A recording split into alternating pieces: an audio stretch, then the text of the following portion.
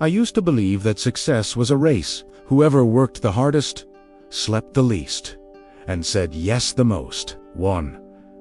At least, that's what I told myself at 2 a.m., eyes burning in front of another glowing screen, chasing another pointless deadline.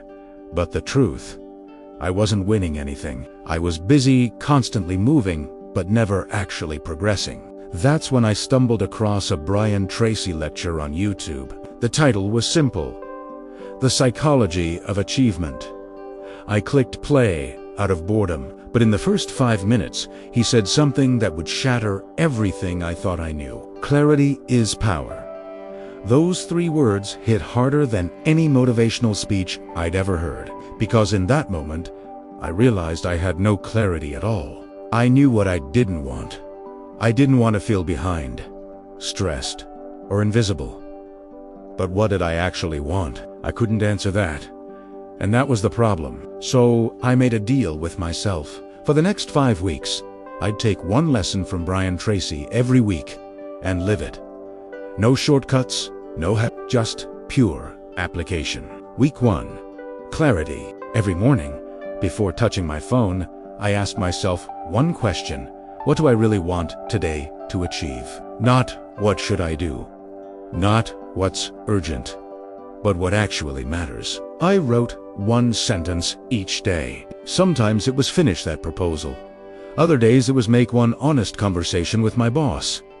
After 7 days, something strange happened. I felt lighter. The noise was still there, but it no longer controlled me. Because clarity doesn't just organize your day, it calms your mind. Week 2 began with the hardest truth Brian ever said: you are responsible for everything you are and everything you become.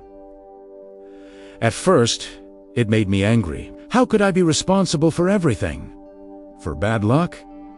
For other people's mistakes? But as the days went on, I noticed how often I'd used blame as an escape hatch. My manager doesn't recognize effort. The company's too political. Others get lucky. Each excuse gave me comfort, but none gave me power. So, I stopped saying them, and the silence that followed. It was terrifying, because once you stop blaming others, there's only one person left to fix yourself. By the end of that week, something subtle shifted. I no longer looked for who was at fault. Instead, I started asking, what can I do differently? It wasn't about guilt, it was about control. When you own everything, you gain the power to change anything. Week 3 brought another Tracy gem. Write your goals down every single day. I thought it sounded childish, but I tried it. Anyway, each morning, I wrote 10 short goals: career, health, relationships, confidence. At first, it felt mechanical, but by day 10, patterns started forming. I noticed that the same 4 or 5 goals appeared again and again. It wasn't random, those were the ones that actually mattered. And then came the magic part. One of those goals, deliver 1 presentation without fear, suddenly became real. 2 weeks later, my manager asked me to lead a client pitch. Normally, I would have panicked, but I remembered Brian's voice. Act as if it were impossible to fail. I prepared differently this time. Less panic, more purpose. The day came, and for the first time in years, I didn't feel like an imposter in that meeting room. I felt like a leader. The pitch went smooth. We got the client. It wasn't luck. It was alignment between what I said I wanted and how I actually acted. But the 4th lesson was the toughest. Upgrade your associations. Brian said, you cannot soar with eagles if you keep scratching with turkeys.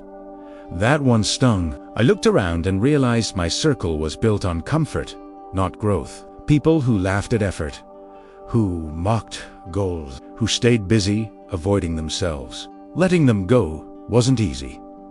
Friday nights got quieter. My phone stayed silent. There were days I questioned if self-improvement was worth the loneliness it brought. But deep down I knew, you can't grow in the same soil that kept you small. Week 5 arrived. The final lesson. And this one changed everything. Act as if you were already the person you want to become. I stared at that line for a long time. It sounded simple, but it demanded everything. So I tried it. I didn't wait for confidence. I acted confident. I didn't wait for the perfect moment to speak up. I spoke as if I already belonged at that table. I didn't wait for motivation.